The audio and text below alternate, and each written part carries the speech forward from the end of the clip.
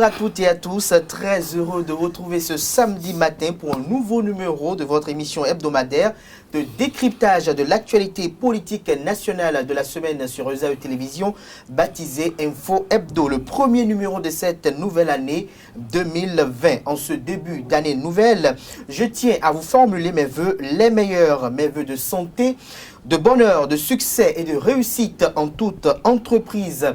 Mes vœux de santé physique, psychique, financière et entrepreneuriale. Je vous souhaite beaucoup d'élévation cette année et la paix dans vos foyers respectifs. Vous êtes les seuls à savoir au très fond de vous ce que vous désirez ardemment. qu'Allah qui connaît mieux vos désirs irrésistibles les exauce cette année. Que durant toute cette année nouvelle, le Tout-Puissant vous épargne du deuil, de la consternation, de la maladie, des profonds regrets et des épreuves terrifiantes de la vie. Qu'au cours de cette année nouvelle, la Providence vous rapproche davantage de nous. Que 2020 soit une année meilleure pour tous. Au menu du décryptage de ce jour, les enjeux politiques de cette année 2020 avec les élections municipales et locales, élection au cours de laquelle seront élus les parrains des candidats à la présidentielle de 2021-2020, alors une année névralgique et déterminante pour 2021. Et pour un débat équilibré et riche, je reçois pour vous, chers amis internautes, les vôtres qu'on ne présente plus sur ce plateau d'émission. Il s'agit d'Agapit Napoléon Maforican. Il est consultant média communication et sera face à Jasperzo Anago, directeur de publication du quotidien La Dépêche, et Justin Wessou-Sonon, qui est web activiste, chroniqueur politique.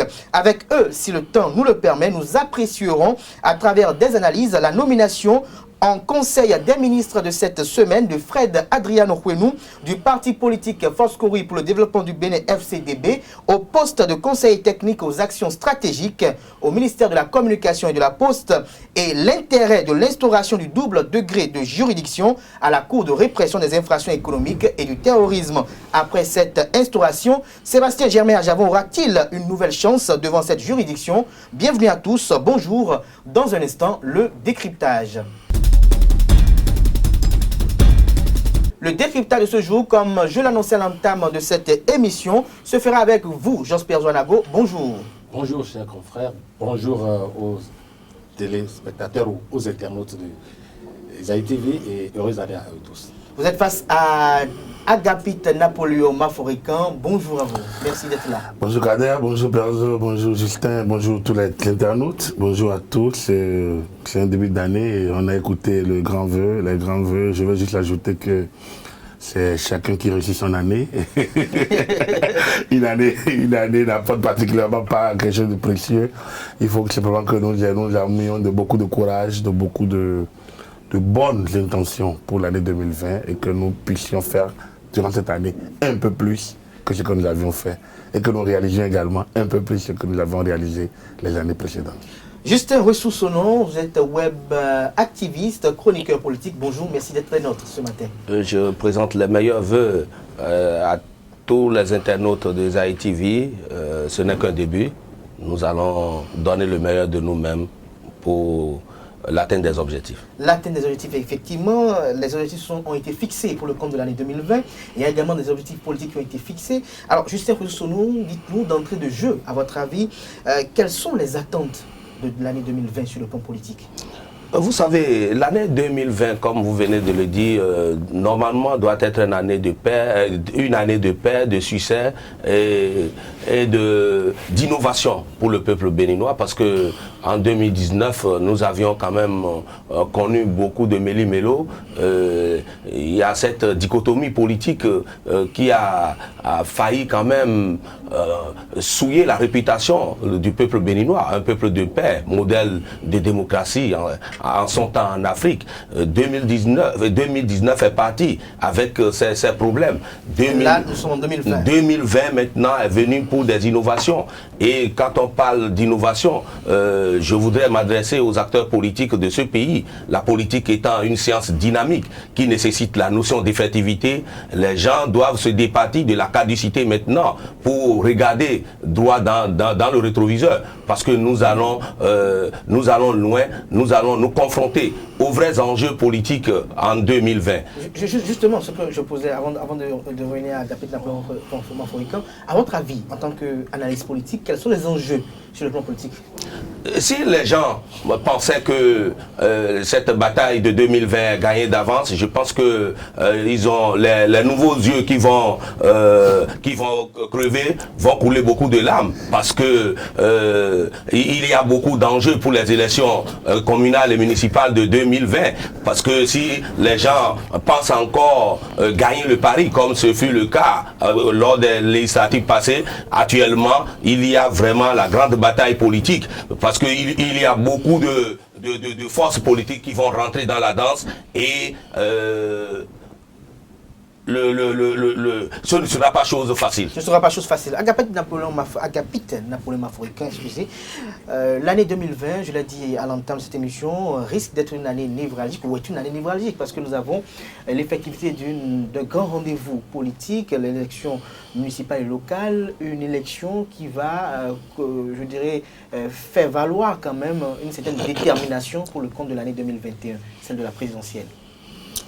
Non, je ne vais pas vous décevoir. Pour moi, l'année 2020 est une année normale.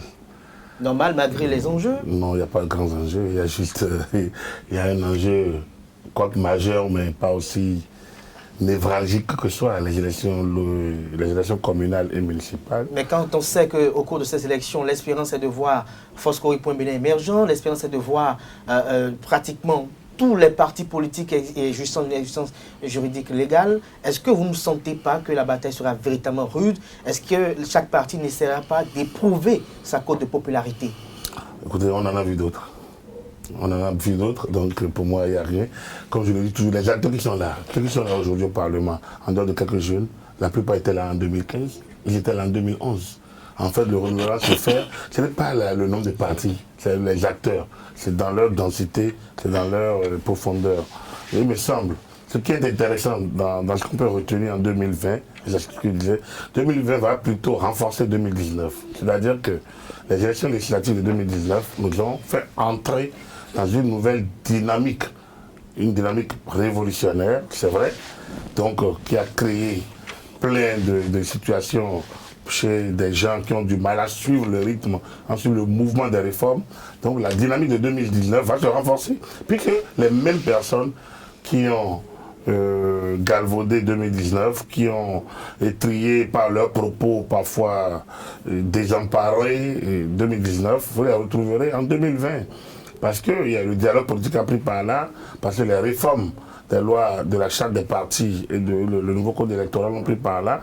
On verra désormais, pas deux forces, mais on verra plus de forces. Mais on a également pris par là le parrainage, a pris par là aussi l'obligation pour les listes d'avoir des candidats dans toutes les circonscriptions administratives. Donc il va sans dire que nous allons continuer à expérimenter nos réformes. Nous allons continuer à nous positionner dans la dynamique nouvelle instaurée depuis 2019 par les élections législatives, et nous allons poursuivre la marche irréversible vers 2026 où nous aurons les premières élections générales. Donc ça veut dire que les élections de 2020 nous donneront des élus qui seront élus non seulement pour 6 ans, mais des élus qui vont être déterminants, parce que c'est eux qui désormais feront les parrainages. Justement, Agapit Napoléon Mafoïka, avec cette question de parrainage et cette déterminance concernant leur élection, est-ce que ça ne rend pas un peu, ça ne vicie pas un peu le climat sociopolitique pas du tout. Politique au cours de cette année 2020? Dès qu'il y a des élections, il y a toujours ambiance vicieuse. C'est-à-dire que les élections, c'est une compétition. Les élections confèrent... Mais est-ce qu'il n'y a pas une particularité cette année? Non, pour moi, il n'y en a pas. Les élections confèrent le pouvoir. Et à partir du moment où il y a pouvoir, il y a toujours bataille. C'est une concurrence, c'est une bataille. Il faut simplement que les règles soient fixées. Les règles sont connues désormais. Il faut que les acteurs maintenant jouent le jeu franc. Il ne faut pas que les attardés soient là à brailler sur le système alors que c'est à eux de rattraper. Ce n'est pas parce que vous avez du mal à suivre un programme que le programme est mauvais. Vous devez plutôt vous mettre à niveau, prendre des répétiteurs et pouvoir vous encadrer pour ne pas être là derrière. Mais quand vous êtes derrière et vous passez votre temps à attaquer le système, je pense que vous êtes un mauvais perdant, un mauvais joueur. Ce qu'il faut souhaiter, c'est que ceux qui ont du mal à suivre le cours de l'histoire, Si tant est qu'ils ont envie de faire partie de l'histoire, il faudrait qu'ils prennent des répétiteurs, c'est-à-dire des consultants, des sachants, des spécialistes, tous ceux qui peuvent les aider à suivre le mouvement. Parce que si leur système c'est de rester en arrière et de crier pour que celui qui est devant les attende, je pense qu'ils vont attendre longtemps puisqu'ils ont compris depuis 2019 que le mouvement n'attendra personne. Donc pour moi, voilà. 2020 est une continuité est dans la continuité des actions de 2019, notamment les réformes politiques, et va se poursuivre en 2026 pour les élections générales. Alors, Jasper Zanago, vous avez suivi tout à l'heure Justin Ressoussono, vous avez suivi également Agapé Napoléon Maforika au sujet des enjeux de 2020. Est-ce que vous partagez ces divers avis? Merci, cher confrère. Vous m'envoyez, désolé, et plein d'amertume, parce que on aurait, autant que nous sommes ici, souhaité que l'année 2020 soit une année nouvelle, comme on le dit généralement. Je ne m'attendais pas à ce que l'année 2020 soit la continuité de l'année 2019 qui nous a montré à quel point la cohésion nationale a été mise à mal. Et bon, mais si déjà mon confrère d'en face jure la main sur le cœur que ce sera la réplique de 2019, bon, je constaterai avec vous que c'est bien dommage. C'est vrai, ce n'est pas lui qui l'invente. Tout porte à croire que les affres que le pays a traversées ou a colportées depuis 2019 pourraient encore se répéter dans le temps. Et pourquoi je le dis ainsi? Voyez-vous, le mal-être que nous vivons, la cohésion, j'en parle parce que rien ne peut se faire de concret et de cohérent sans la cohésion. Et cette cohésion a été mise à mal par les élections exclusives. C'est-à-dire, c'est une évidence. Maintenant, nous nous retrouvons, le même système va instiller les prochaines élections. Pourquoi? Parce que nous allons nous retrouver dans le meilleur des cas pour ce qui concerne le système en place, je vais parler du régime, dans le meilleur des cas pour le régime, nous allons nous retrouver avec rien que des partis proches du chef de l'État ou les partis proches de la gouvernance actuelle qui iront faire quoi? Pas en compétition. Ils iront peut-être faire un match amical ou des matchs amicaux, couplés et se retrouver. Et ça n'a pas l'air de la démocratie. Je voudrais dire ceci, mon cher confrère.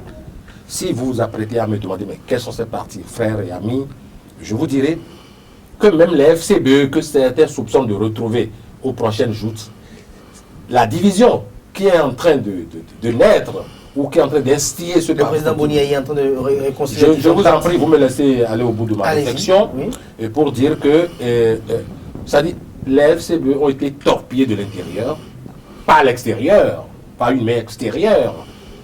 Et donc, l'objectif, ça m'engage, je vous en prie, oui, j'ai le doigt assez rond là d'ailleurs.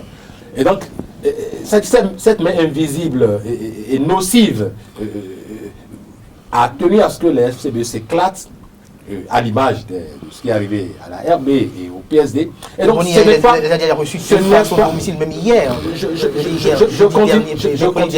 Je continue pas à dire que tant que ceux qui se sont mis dans la tête de créer la scission ou la division au sein du parti ne se départissent pas de cette allure, et il n'y a pas de raison de désespérer quoi que ce soit. Au sujet des élections municipales et locales de 2020, est-ce que les enjeux, à votre avis, ne sont pas plus importants que ceux de 2019 quand on sait qu'actuellement, dans les différents états-majors des partis politiques, le grand objectif qui est visé, c'est la conquête et l'exercice du pouvoir en 2021. Est-ce que l'élection de ces parrains-là, qui parraineront cette élection de 2021, est-ce que ça ne pourra pas mettre les laboratoires politiques à une vitesse plus accélérée qu'auparavant? Ça dépend. Ça dépend des laboratoires dont vous parlez. S'il n'y a que le seul laboratoire présidentiel ou de la mouvance, il n'y a pas compétition. Et c'est ce que nous sommes en train de voir se profiler sur le terrain. C'est-à-dire, si en compétition, on n'a que la même écurie, je ne vois pas où est-ce que les élections ont d'enjeu. Il n'y a pas d'enjeu. Les enjeux ne viendront que lorsque les partis qui iront en compétition vont se confronter. D'un côté, des partis qui ne partagent pas forcément la gouvernance du régime actuel, et en face, d'autres qui partagent cette vision. Ce n'est qu'à ce seul prix qu'il y aura compétition. Mes chers confrères, vous ne pourrez pas la main sur le cœur me dire que nous allons assister à ce genre d'événement. Et c'est donc malheureux. C'est ce que je tenais à dire. Et ce n'est pas une blague que de reconnaître que lorsque nous allons nous retrouver sans le vrai parti FCBE en compétition, sans des partis de l'opposition réelle, si c'est des partis factices de l'opposition, autant déclarer que les élections sont déjà d'office organisées et qu'on désigne, comme ça a été le cas par le passé. Alors, merci à vous, Jean-Pierre Zouanago. Je reviens rapidement à Agapit Napoléon Mafourican avant de revenir à Justin Rosoussounon. Agapit Napoléon Mafourican, c'est la deuxième élection du régime Talon. C'est la deuxième élection qui sera organisée par le régime Talon pour le compte de l'année 2020. Les observateurs nationaux et internationaux nous observent. Comment cela pourrait se passer, à votre avis, en tant qu'analyste politique? On n'a pas sur le même paramètre. Moi, je ne m'occupe pas des observateurs internationaux. Je pense qu'ils ils doivent avoir mieux à gérer. C'est des élections locales et moi, j'avoue que pour moi, c'est un format local et il faut rester dans les schémas de nos institutions, de nos tests. Je n'ai pas dit que les élections prochaines seront la réplique de 2019. J'ai dit dans la continuité des réformes engagées et qui ont commencé par être expérimentées en 2019. Donc, je continue de le dire. Ces réformes ont été corrigées, certaines ont été corrigées. On a eu le dialogue politique, je l'ai dit. Nous avons aujourd'hui pratiquement une dizaine de partis reconnus qui ont leur récépissé. Je pense que ce qu'on appelle opposition factice, parti factice, il y a des FCBE qui sont ailleurs, hors de ceux qui sont allés reconnaître, ceux qui ont déposé leur dossier. Pour ça, je pense qu'on a 11 millions de Béninois, il peut y avoir 11 FCBE possibles. Donc là, personne ne peut rien contre. Mais il se fait que les FCBE qui sont reconnus aujourd'hui sont ceux qui sont là. Alors, je ne pense pas que ce soit des partis qui sont dehors, ceux qui refusent de rester dans le schéma des lois de la République. La République a des lois. J'ai l'impression que nous voulons jouer. Chacun crée sa loi et sa République. Chaque Béninois imagine sa République et sa loi. Il se fait que l'obéissance à la loi qu'on s'est donnée est liberté. Il se fait qu'on a une constitution, on a des institutions, on a des hommes qui les incarnent et on a des pratiques qui les incarnent. Alors, moi je ne suis pas là pour dire que telle est bonne ou telle mauvaise, tant que tout ça là est issu de nos textes et de la Constitution de la République. Il me semble que le chef de l'État qui est là vient de la Constitution, élu en 2016, applaudi par tout le monde. Le Parlement qui a voté des lois que tout le monde décrit vient de 2015. Le Parlement qui est ici vient des lois votées par celui de 2015. Nous sommes dans une dynamique institutionnelle normale. Maintenant qu'il y a les partis politiques, on les appelait hier des clans, des entreprises. Aujourd'hui, tout le monde avait vocation à ce que nous ayons des partis de type national. Une fois ça arrive, des divergences internes, chacun choisit son candidat. Ah, ça c'est vrai FCBE, ça c'est faux FCBE, ça c'est opposition factice. Il y en a même qui reconnaissent à d'autres d'être opposants. Bon, tout ça fait partie de la dynamique politique. Pour moi, ça anime la vie politique. Ça permet à la vie politique. Mais la démocratie, c'est ça justement. Ce n'est pas un nid tranquille. Donc vous avez demandé que c'est tumultueux. Toute année électorale est une année tumultueuse, que ce soit aux États-Unis, que ce soit en France, que ce soit au Bénin. L'espérance est de voir au moins 2020 se passer plus agréablement que 2019. Vous savez comment on a passé de 95 ? Vous savez comment on a passé 91 ? Mais est-ce que parce qu'on a déjà passé 95, 91, 96, 2006, que nous allons rééditer cela en 2020 ? Les élections locales 2008, vous savez comment ça s'est passé ?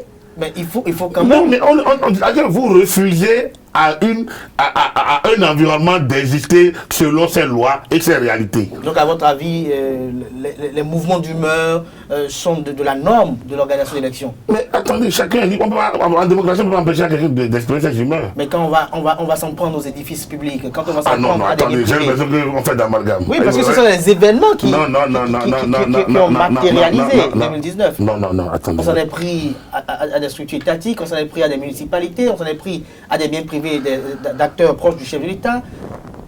Quel est ce choix pernicieux que vous faites, monsieur le journaliste? Restons dans cette sélection tendancieuse. Non, je vous en prie. Restons dans le dispositif électoral. Oui. Pour moi, les agitations pré- ou post-électorales sont de type normal, tant que ça reste dans le cadre des lois de la République. c'est tout dit ça. Moi, vous ne me verrez aller nulle part sans rester dans les limites des lois de la République. Après, ce qui se passe hors des limites, les gens doivent répondre. Ils en répondront, c'est pas moi, je ne suis pas un officiel, moi je commente l'actualité. Et je dis, on est dans un environnement marqué par des lois, une constitution, des institutions, des hommes qui les incarnent, des pratiques qui les incarnent. Tant qu'on est dedans, chacun est libre de s'exprimer. Donc, pour moi, une année électorale va se passer tranquillement. C'est normal qu'il y ait quelques manifestations d'humeur, que les gens soient d'accord, ne soient pas d'accord. Après, on a prévu les voies de recours à chaque étape. Mais si les gens ne vont pas faire les voies de recours et ils vont aller chercher ailleurs, c'est leur problème. Et la République a également des lois. Donc, quand on parle d'atteinte aux édifices, il y a une loi qui gère, il y a des règles de la vie ensemble qui gèrent ça. Mais est-ce qu'on ne peut pas prévenir? Mais en n'engageant pas les élections. Merci à vous, Agapit. On vous aura compris. Justin Rousseau-Sono, à votre avis, quelle pourrait être l'ambiance qui pourrait prévaloir lors de l'organisation de ces élections communales de 2020? Je voudrais rappeler à mon vis-à-vis Agapit Napoléon que nous devons enlever de notre tête là cet état de loi. Vous savez, ce sont les grands maîtres de la loi qui ont tué Jésus et depuis ce temps j'évite les histoires de loi. Il veut me parler de quelle loi, voter par qui? Si la criette est encore sous dépanneuse devant les parlementaires actuellement, ça veut dire que la loi pose problème. Et juridiquement, sans qualité, il n'y a pas de droit.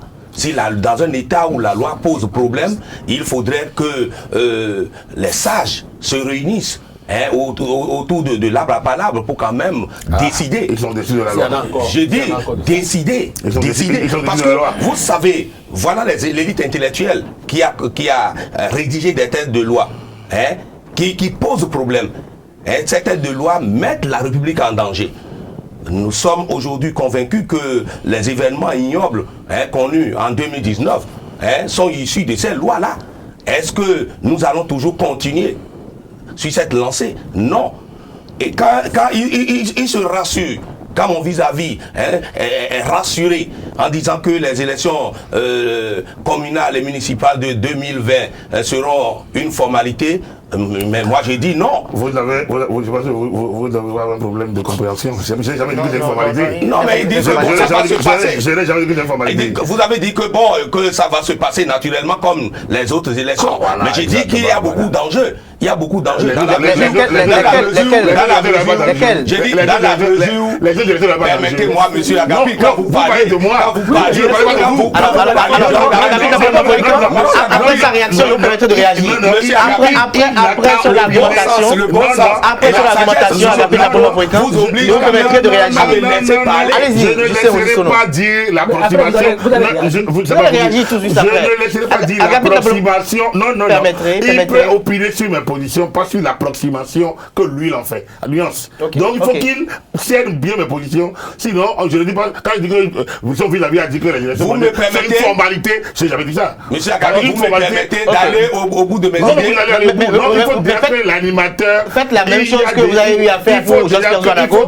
Vous êtes calmé. Non, quand Perzo a développé son argumentaire, on peut utiliser nos expressions. Vous avez rectifié, vous avez eu à rectifier des choses. Demandez à l'assurance que vous vous donnez, monsieur merci à vous, Agapit Napoléon. L'assurance que vous évitez. Oui, l'assurance que mon vis-à-vis se donne a des nuances. Dans la mesure où les blocs proches du pouvoir aujourd'hui sont en difficulté parce que ce ne sera plus quand même une compétition amicale. Et en face de ces blocs, si je voudrais quand même m'appuyer sur cette rencontre qui a eu lieu au domicile du leader charismatique des Kouris, FCBE, je pense qu'il y a quand même d'autres challengers en face. Parce que Boniaï ne peut jamais se laisser faire.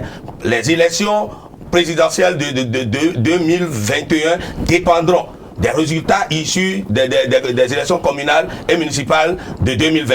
Par conséquent, les différents états-majors sont en train d'affûter les armes pour affronter frontalement ces élections-là. Et je voudrais faire une confidence à mon vis-à-vis. La stratégie mise en place maintenant par les Kouris, c'est la politique des Vietnamiens. Il faudrait que les gens savent où mettre leurs pieds. parce que 2020 ne sera pas... 2020, les élections municipales et communales de 2020 ne sera pas du tout chose facile. Ne sera pas du tout chose facile, comme on l'a dit tout à l'heure, mais quelles pourraient être les craintes au niveau sur le plan sociopolitique? Les craintes au niveau sociopolitique, je voudrais directement m'adresser aux dirigeants de ce pays, hein, de faire recours à la pensée de Jean-Jacques Rousseau, hein, qui dit que le plus fort n'est assez fort lorsqu'il transforme sa force en droit et l'obéissance en devoir. Il faudrait que les gens comprennent que là où s'arrête leur force, commence la force des autres en face. Et là, maintenant, ils sauront que oui, effectivement, le Bénin, c'est une nation démocratique et le peuple veut toujours le triomphe de sa démocratie.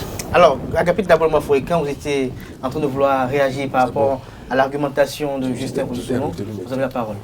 Non, écoutez, les élections de 2020, on n'a pas dit que c'est une formalité, c'est des élections normales. Pour moi, toute période électorale est une période de tension. C'est une compétition.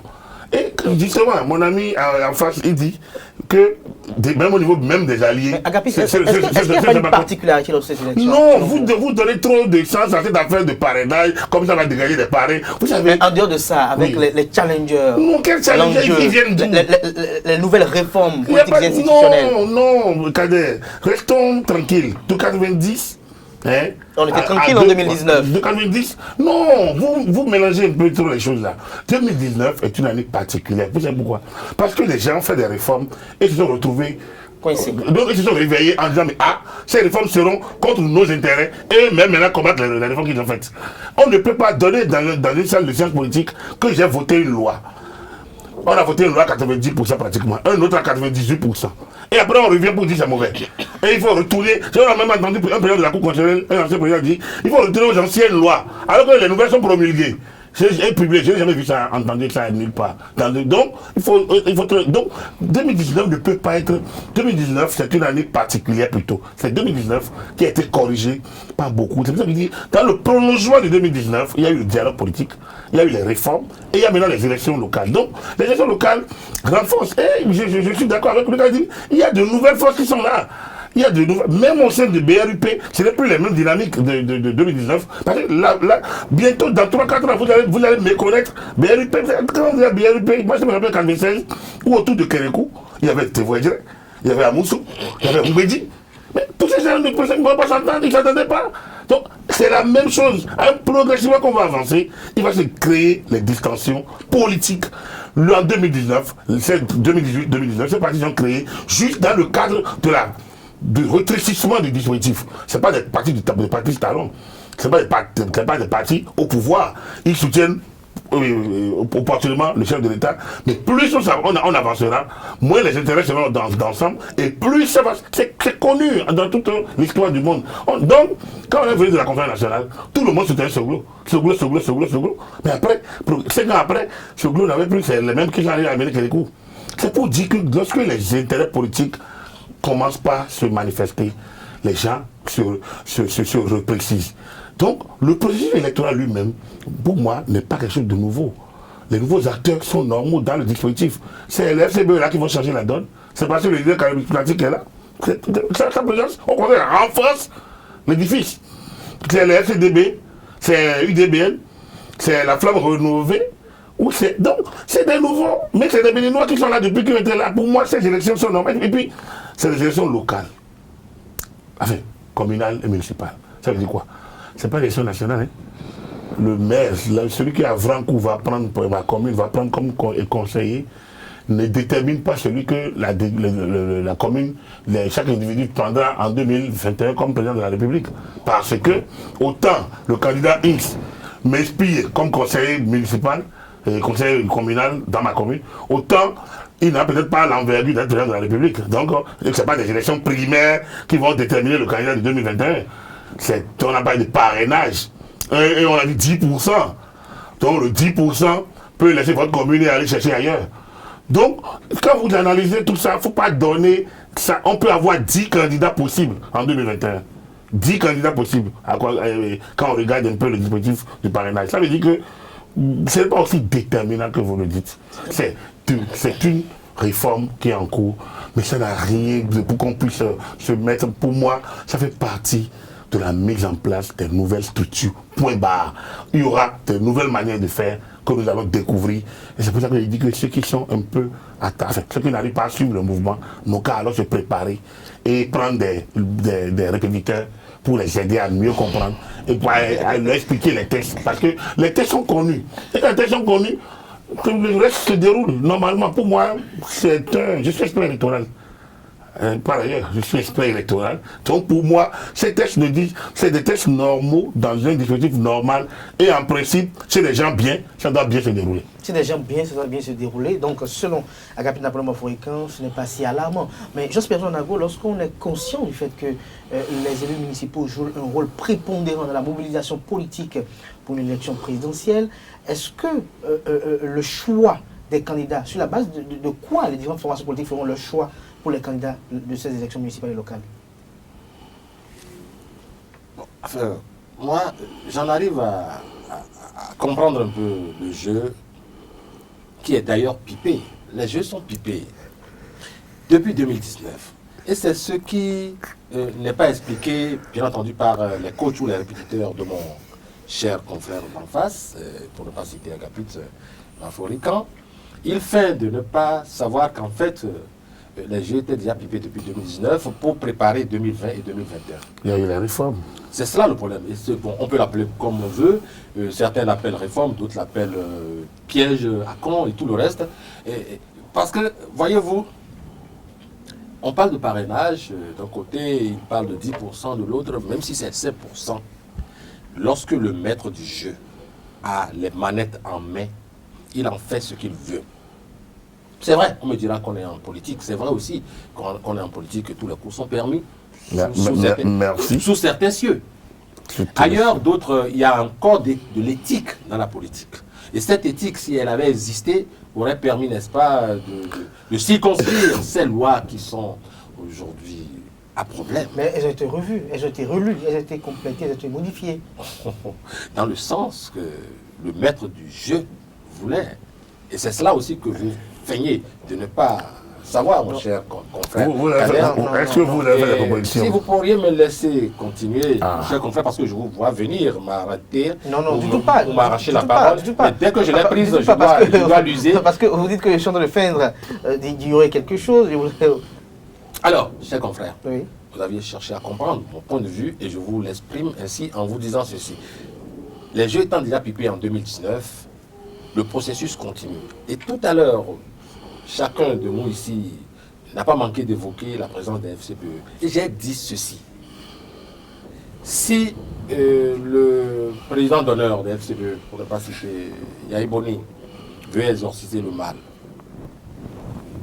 il doit réussir à faire entendre raison à ceux qui ont été caporalisés, ceux qui se sont peut-être nuitamment arrangés pour aller quérir le fameux Sésame, parce que vous et moi, personne ne sait comment ce fameux congrès a pu se tenir pour que le ministère de l'Intérieur... Mais je vous en prie, j'ai la parole. Lorsque les autres ont la parole, j'ai la faiblesse de les laisser aller. Vous êtes votre FCPE.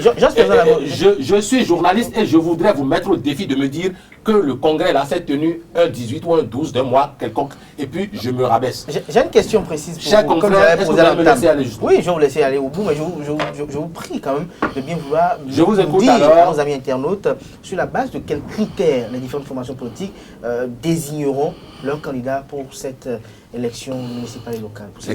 Lesquelles formations politiques? Parce que toute tendance confondue, puisque toutes les 10 formations politiques en règle. Nous parlons de Force Corée pour le Bénin émergent, nous parlons de Force Corée pour le développement du Bénin, nous parlons de Union sociale, je dis Union sociale bien, nous parlons de Bloc républicain, Union progressiste. Ok, on est en présence de 10 partis politiques, moins une qui pourrait ressembler à un parti de l'opposition. Nous sommes en présence de 10 partis politiques qui sont reconnus par le ministère de l'Intérieur, mais parmi ces 10 formations politiques, il y a une qui fait l'effort de pouvoir s'agripper encore aux oripeaux de l'opposition. Et difficilement, pourquoi? Parce qu'en son sein, on a instillé la division, la scission. Ne faisons pas semblant de ne pas savoir que présentement les FCBO sont en difficulté, mais ce n'est pas une difficulté interne. Ce ne sont pas des problèmes internes. C'est des problèmes qui ont été créés à l'extérieur. Donc, à votre avis, vous espérez que la médiation de Boni Yahi n'aboutisse pas? Cette médiation ne peut aboutir que lorsque ceux qui sont tenus, téléguidés de l'extérieur, condescendent. Sur la base de quoi vous estimez qu'ils sont téléguidés? Mais pourquoi, lorsque vous posez la question, vous n'avez pas me laisser aller jusqu'au bout? allez-y. On dirait que vous avez peur de mes réponses, mon cher Non, du confrère. tout pas. Mais je ne devrais pas que vous affirmez. Mais ça m'engage et j'ai le dos assez large pour assumer. Je suis journaliste et on connaît mon adresse, hein, s'il vous plaît. Alors, je dis ceci. Yahi Boni, aujourd'hui, joue au médiateur. Il a le charisme nécessaire, certes, c'est vrai. Mais lorsque vous avez en face de vous,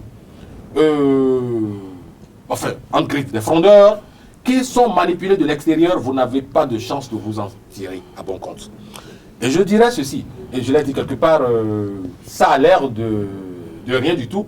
Et je dis, ceux qui aujourd'hui sont accusés d'être manipulés, par exemple, je veux parler de l'aile Rompé, si tant est qu'ils ne sont vraiment pas manipulés, qu'ils l'ont fait pour le bien de leur formation politique, alors qu'ils aillent à un congrès extraordinaire, on peut en organiser autant qu'on veut dans l'année, qu'ils aillent à ce congrès, qu'ils aillent présenter leur sésame, le fameux récépissé qui a été délivré dans des conditions extraordinaires aussi.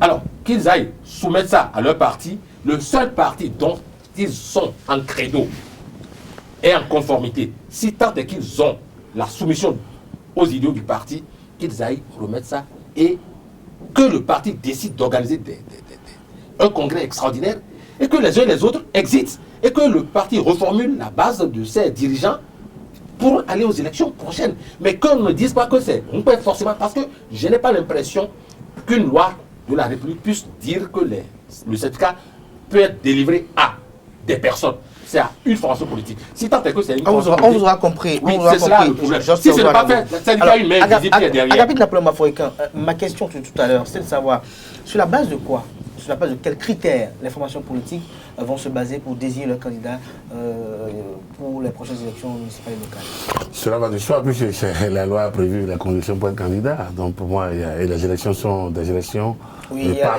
des conditions comme les fiscales et bien d'autres. Mais... Des élections pas communes, mais dont la première incidence, c'est d'abord avoir l'assise nationale, le taux de représentativité qui est de 10% au niveau national. C'est important pour avoir accès au partage des sièges. C'est important. Donc, le choix des candidats doit se faire de telle sorte que le parti doit s'assurer que dans telle localité, il ne s'agit plus maintenant d'aller chercher des comparses, mais de chercher des gens qui ont une assise effective pour que ce parti puisse avoir le 10% préalable. Donc, moi, quand je prends les FCBE dont nous parlons, mais ils ont plutôt intérêt. Ils doivent aller remercier ceux qu'on appelle, tous ceux dont on accuse de tous les noms. Ils doivent pouvoir aller même s'excuser. Parce que le problème qui se pose, c'est quoi? Il y a un Dou, de Parakou, on peut être Dou, de Bopa, mais après, et les autres. Président, ils sont à peine, je ne sais pas combien, ils sont une dizaine, 77 communes. Mais si les gens tiennent à la suivi du parti, ils ont intérêt à aller d'abord remercier ces gens, ceux-là qui ont eu le courage d'aller faire gagner la représentativité à ce parti. Sans la représentativité, j'ai entendu, c'est le seul qui peut encore s'agripper à l'opposition.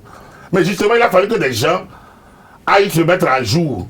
Donc, se décident de ne pas être hors la loi pour que ce parti existe. C'est là le problème. C'est-à-dire que les lois de la République sont là.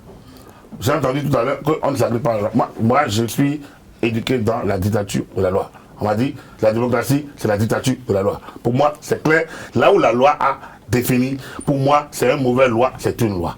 Elle est dure, c'est une loi. Les mauvaises lois, on peut se battre et les faire changer. Mais elle est d'abord là, on les applique. On se bat pour les faire changer.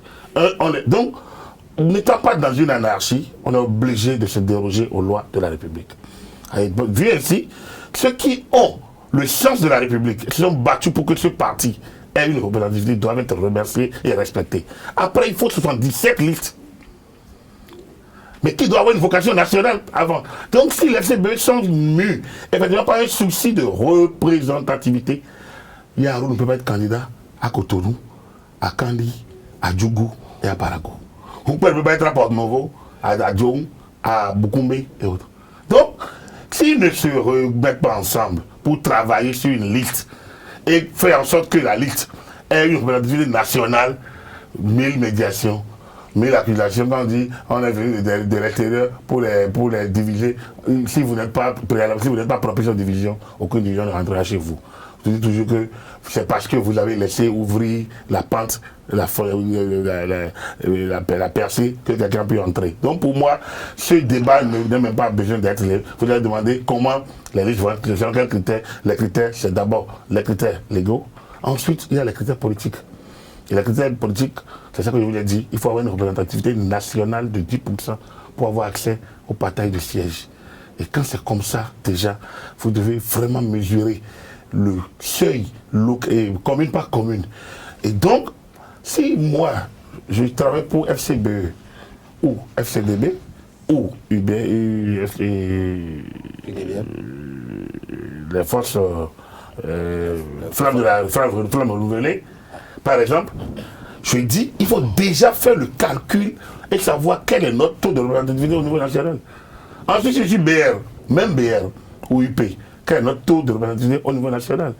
C'est maintenant au niveau local que les batailles doivent se faire. Donc, là où je vous dis que les élections de 2020, ne sont pas comme les élections de 2021, 2020, c'est une assise locale.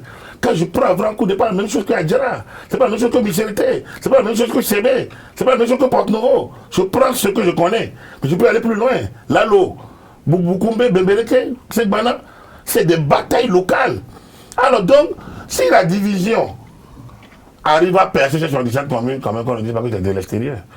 Donc moi, je pense que les 10 partis, tout au moins, qui sont reconnus, ou c'est 11 ou c'est 9, doivent travailler à ce que la compétition soit suffisamment active et dense pour que nous, des élites politiques locales émergent et soient représentatives pour poursuivre la bataille politique de demain. Justin Ressourcenon, cette élection offre quand même, je dirais, une occasion aux partis politiques soutenant l'action gouvernementale d'éprouver leur code de popularité. Alors, selon vous, qu'est-ce qui pourrait se passer entre les partis politiques soutenant l'action du chef de l'État?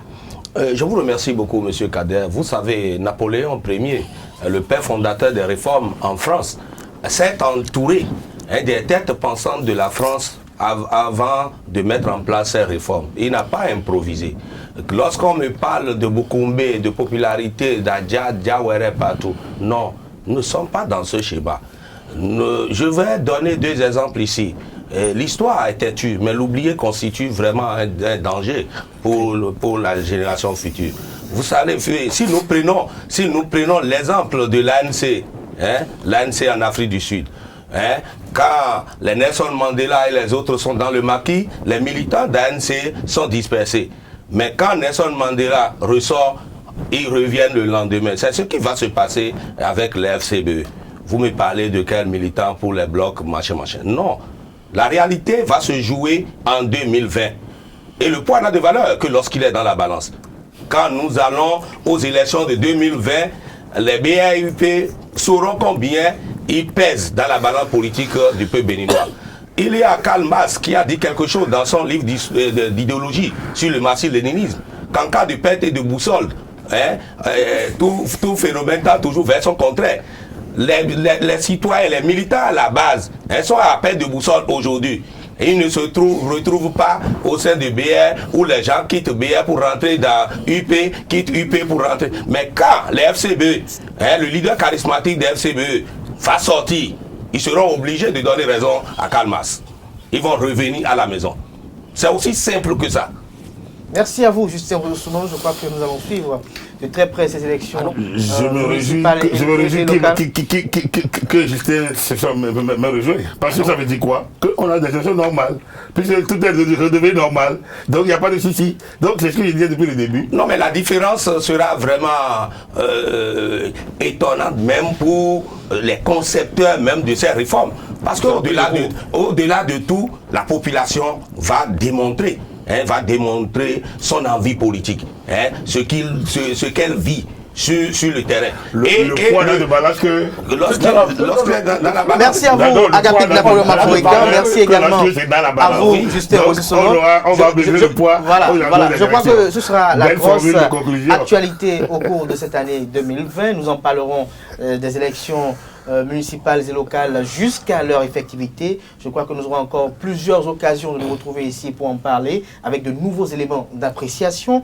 Alors, Agapit Tablo-Maforikan, je retourne vers vous. Nous sommes dans l'année 2020, l'année au cours de laquelle, à l'issue de laquelle, le président Patrice Talon, à l'issue de laquelle, 12 mois après, on pourra avoir un bilan clair de quinquennat de Patrice Talon. Alors, sur le plan social, sur le plan économique, quelles pourraient être les attentes des populations béninoises?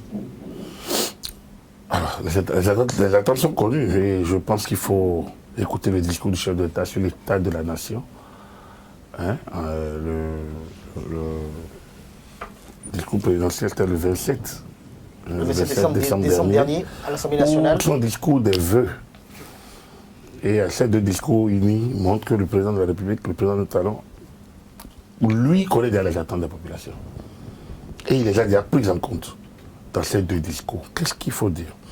Je ne peux ajouter simplement le vote de la loi des finances gestion 2020, le budget de l'État, et vous verrez que le gouvernement a prévu déjà, dans la dynamique de ce qui a commencé en 2018 et en 2019, un certain nombre d'actions sociales pour étayer certaines difficultés de la population, difficultés résultantes des errements que nous avons eus sur des décennies, des refus de nous arrêter et de nous revoir dans la glace, les refus de nous remettre en cause, le refus de réformer. Et donc, lorsque, depuis 2016, le président Talon a de manière irréversible lancé ce processus, il y en a qui, évidemment, conscients de leurs échecs passés, se sont attardés sur les poids sociaux de ces réformes. Or, ces réformes, aujourd'hui, en 2020, entraînent quoi? C'est beaucoup plus un état des lieux de nos errements.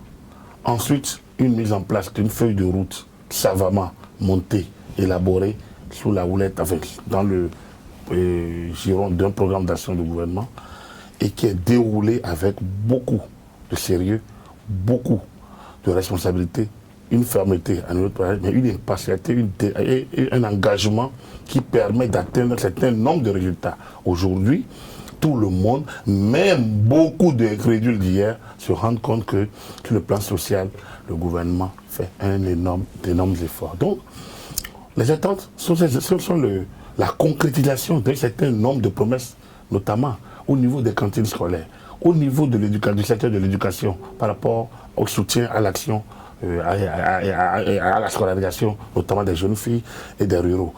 Au niveau de la santé, par rapport à l'assurance maladie, le projet ARCH qui a démarré, par rapport au microcrédit, avec la modernisation de ce système et son renforcement, le fait de l'avoir rendu beaucoup plus efficient que par le passé, au niveau des infrastructures routières, au niveau de l'asphaltage, au niveau donc un certain nombre de chantiers, au niveau de la dynamisation agricole et de la modernisation, de la dynamisation et de la spécialisation, la diversification, la dynamisation et diversification des projets agricoles qui permettent aujourd'hui que nous soyons aussi bien présents sur le secteur cotonnier que celui des céréaliers. Donc quand vous regardez tout ça, au niveau de l'enseignement supérieur, avec les réformes des universités qui rendent les diplômes aujourd'hui vraiment tout au moins respectables, que ce soit des établissements privés, désormais pas publics, vous pouvez vaciller, naviguer les deux sans vraiment être stigmatisé aujourd'hui. Tout ça, c'est des réformes de seulement 2016. Alors donc, les populations sans doute aspirent à mieux, mais ce qui est fait de 2016 à aujourd'hui et les promesses du chef de l'État lors du discours sur la nation en lançant les perspectives de 2020 sont de nature à rassurer ces populations qu'ils peuvent être optimistes, que le meilleur reste encore à venir. Dernière question à vous, capitaine Maforikan, pour fermer ce sujet. Y a-t-il des éléphants blancs à l'actif du chef de l'État actuel à cette date précise? Je ne peux pas le dire, mais je n'ai pas fait d'inspection, je n'ai pas des outils personnels, donc il appartient, je pense, à ceux qui font ces genres de... Vous avez eu dit qu'il y a... Je ne peux pas faire cycler des rumeurs. Donc pour moi, éléphant blanc, on en parle seulement lorsqu'il y a des audits. Et je pense la création de la criette, vous en parliez tantôt. Oui, on en parlera tout à l'heure. Justement. Donc, on y à partir du moment où la lutte contre l'impunité est devenue aujourd'hui une une mesure systématique, une des dynamiques de la gouvernance locale et de la gouvernance nationale. Pour moi, éléphant blanc d'aujourd'hui, éléphant blanc d'hier, éléphant blanc de demain, tout doit pouvoir être mis sous le même au repos pour moi. Donc, merci à vous, Agapit Napoléon Mafoikan. Je me retourne vers vous, Josper Zouanago. Vous êtes journaliste, directeur de publication du quotidien La Dépêche. Vous avez reçu le compte rendu du Conseil des ministres comme tout professionnel des médias et comme tous les Béninois. Il se fait qu'au cours de cette semaine, le Conseil des ministres a procédé à une nomination, la nomination de Fred Kwenou au titre, au rang de conseiller technique au ministère de la Communication de la Poste. Fred Kwenou, qui est membre influent du parti politique Force Courrier pour le développement du Bénin, qui se réclame de l'opposition constructive. Quelle appréciation vous en faites? D'entrée de jeu, je ne peux que exprimer mes sincères félicitations aux nominés et aux nommés et lui souhaiter un bon exercice dans ses nouvelles fonctions. Mais je voudrais quand même faire remarquer que la loi sur les partis politiques ou les partis de l'opposition, à moins qu'on ne m'en donne d'autres explications, n'a pas mentionné, n'a pas notifié spécifiquement des partis dits de l'opposition constructive. À moins. Bon, sous la rupture, il y a beaucoup de terminologie aussi. Peut-être que cela m'aurait échappé. Et donc, cela voudra dire ce que j'ai tout à l'heure dit ici, ça se justifie, que en fait il y aura, si les FCB sont sauvés de naufrage, il n'y aura pour l'heure sur les 10 partis ou les 9 qu'un seul parti véritablement de l'opposition. Si les FCB sont sauvés de ce naufrage. Et à la femme renouvelée. Je vous dis que tous les autres partis politiques ou formations politiques sont de l'obédience de la mouvance. Mes chers confrères, vous aviez sciemment fait en sorte que je ne puisse me prononcer sur le bilan du chef de l'État. Soit. Mais je voudrais aussi... Nous sommes pris par le temps et nous avons également... Oui, à l'actif de mon confrère. À l'actif de mon confrère.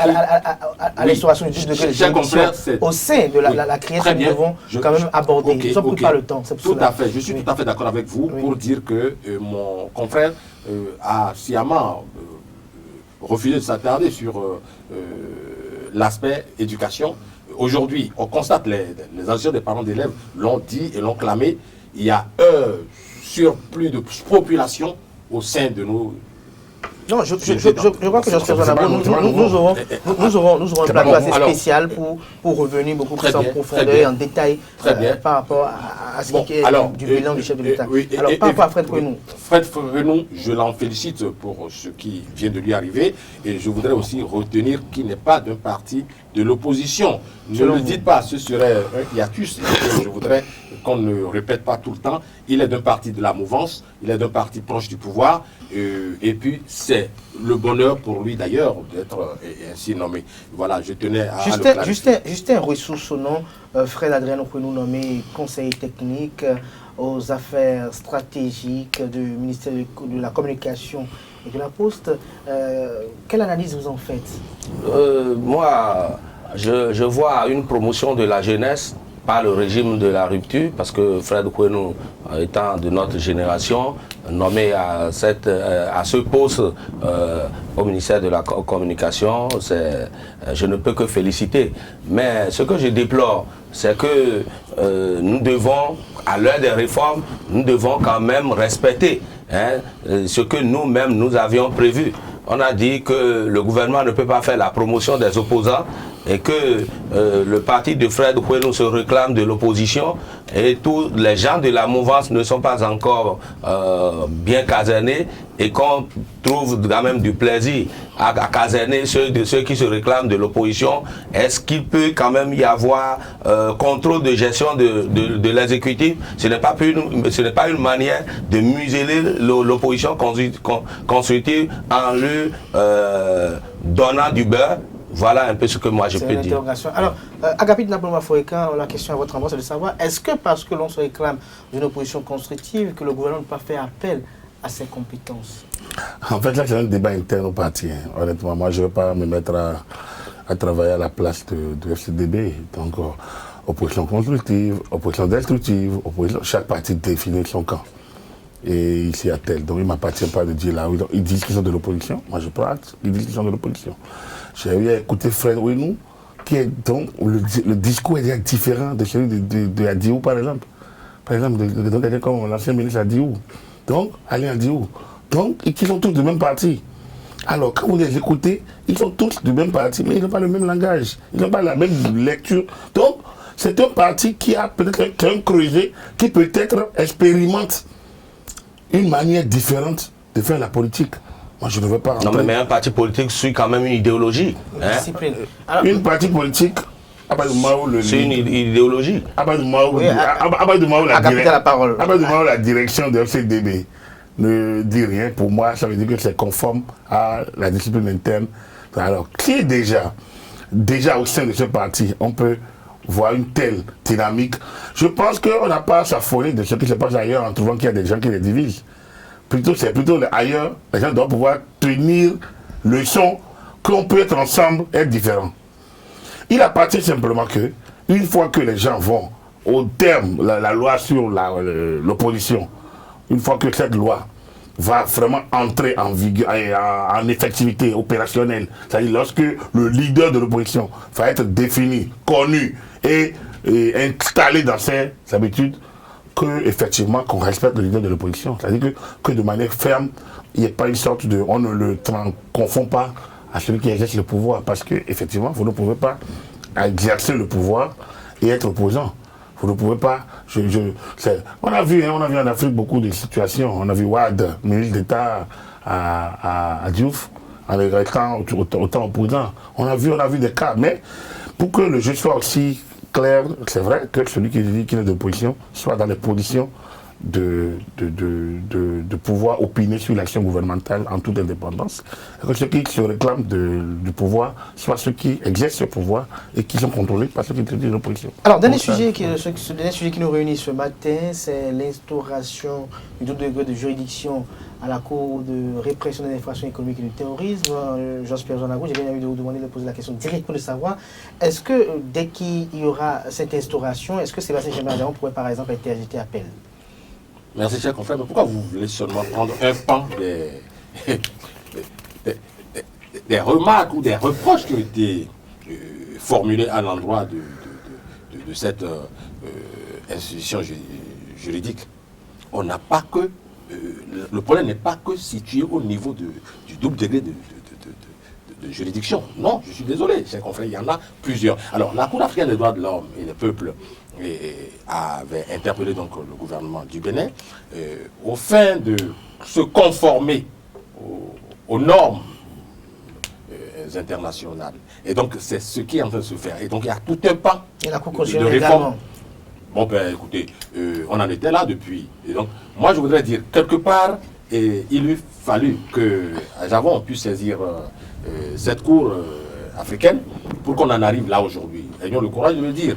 Et bon, à quelque chose, malheur est bon. Maintenant, quant à votre question, non, il n'est pas, de mon point de vue, il n'est pas question d'interjeter appel seulement. Si, en cours de route, on se rend compte que les effets produits par une machine sont de mauvais effets et que la machine même a été déclarée de mauvaise constitution, les effets sont nuls. Il n'y a pas à faire de dire remettons les effets dans la machine et relavons. Les effets sont d'office nuls. Et donc la machine étant déclarée défaillante, les effets produits par cette machine sont d'office de nul et de nul effet. Je voudrais dire, lorsque la CRIET, dans son déroulement, a posé des actes qui sont déclarés contraires aux normes en matière de droit et qui aujourd'hui sont reconnus comme tels et qu'on pense à sa refonte, mais n'allez pas me dire qu'on doit seulement prendre un pan et dire bon mais venez interjeter appel. Non.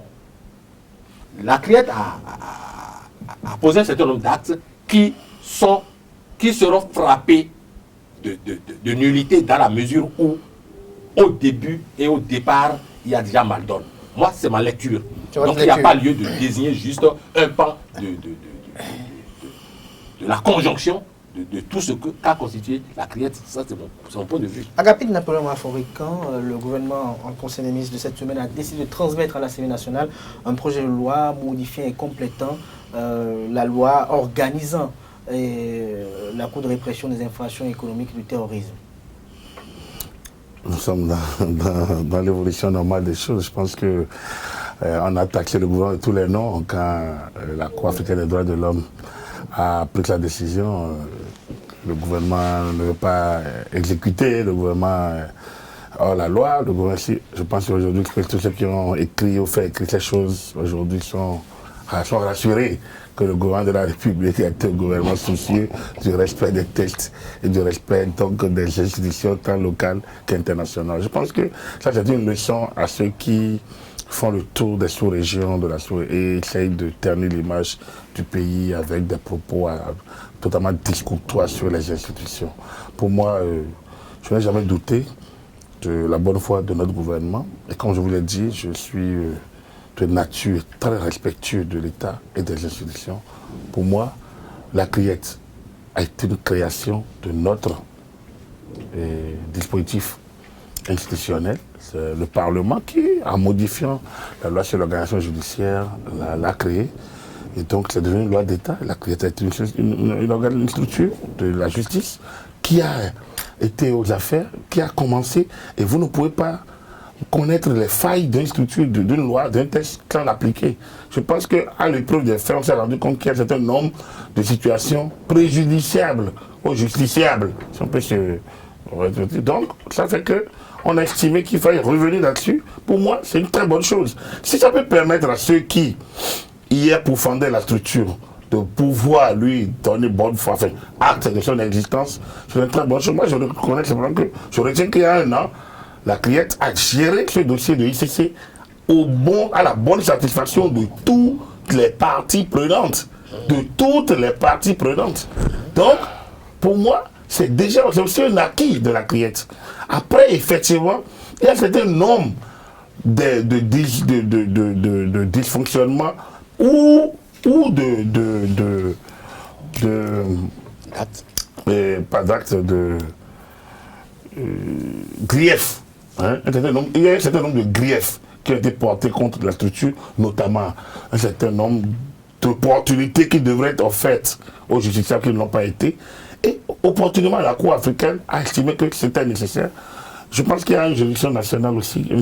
La Cour constitutionnelle. La Cour constitutionnelle également, voilà, a estimé qu'il fallait corriger un article. Bon, donc, quand le gouvernement déroge à cela, je trouve que le gouvernement est dans la norme des choses et c'est à saluer que nous puissions prendre ce type de voie, que la criette se renforce, se modernise, se restructure et soit vraiment une structure au service et de l'État et des justiciables. Ça, c'est... Nous sommes tous les justiciables possibles devant cette institution. Personne ne peut dire « je me satisfais d'un dysfonctionnement aujourd'hui », ça peut le rattraper demain. Justin Kossosono. S'il m'est permis de négocier une nomination, je ferai la promotion de M. Agapé de Napoléon. Je suis très bien ma position. Parce que vraiment, je suis très bien ma position. Il défend le gouvernement. Je le félicite pour ça. La criette. Vous savez, conformément aux dispositions des articles 602 du Code de procédure pénale, un acte authentique fait foi jusqu'à inscription du faux. On est d'accord? C'est pas moi qui le dis, c'est le législateur qui l'a dit. Et la nullité absolue de la criette se retrouve même dans sa conception. Vous savez, avant de voter une loi, il y a un bureau à la présidence qui fait la conception des lois, ça passe à la commission des lois, on a étudié, c'est allé en plénière, on a voté. C'est pas ça la procédure législative. Écoutez, je vais vous dire, si c'est pas ça la procédure, il y a des députés qui proposent. Même si c'est des députés qui ont proposé, ces députés-là ont des cabinets, ils ont des conseillers, ils ont étudié à leur niveau. Voilà. C'est allé à la commission des lois, on a étudié. On a voté à l'Assemblée. C'est allé à la Cour constitutionnelle. La Cour constitutionnelle a approuvé la constitutionnalité de la criette, la conformité de la criette. Et c'est suite à ça maintenant, des éminents avocats de ce pays ont étudié et ils ont vu que le système d'atterrissage de la criette a des problèmes. Et moi, je suis vraiment indigné que les faits sont en train de donner raison à cet éminent avocat, Éric Dupont, affectueusement appelé Akitator, qui, lors d'un procès ici, devant cette juridiction, a dit qu'il n'a jamais vu ça. Et quand nous prenons l'orthodoxie judiciaire, la juridiction internationale est toujours au-dessus des juridictions de notre pays. Et c'est que la CCE, comment vous l'appelez là, la Cour africaine des droits de l'homme, la Cour africaine des droits de l'homme a fait injonction à la CRIET et au gouvernement béninois de revoir la copie. Mais a rendu une décision pour que le gouvernement béninois revoit la copie de la création de la CRIET. Et ça se fait aujourd'hui. Je crois que Akitator n'avait pas péché. Akitator n'avait pas péché, c'est votre avis. Vous l'avez partagé chez lui. Il y a plus de aller corriger la Non, je charité mon ami Justin qui parlait de ça. Chez Akitator, je pense qu'on doit parler de ce qui se passe chez lui là-bas en termes d'anormalité. On va sortir tellement de choses. Moi, je suis pas ces gens-là qui quittent ailleurs, qui viennent dire non, j'avais vu ça, alors que chez lui, il y a pire. C'est vrai que toute loi en application peut se révéler.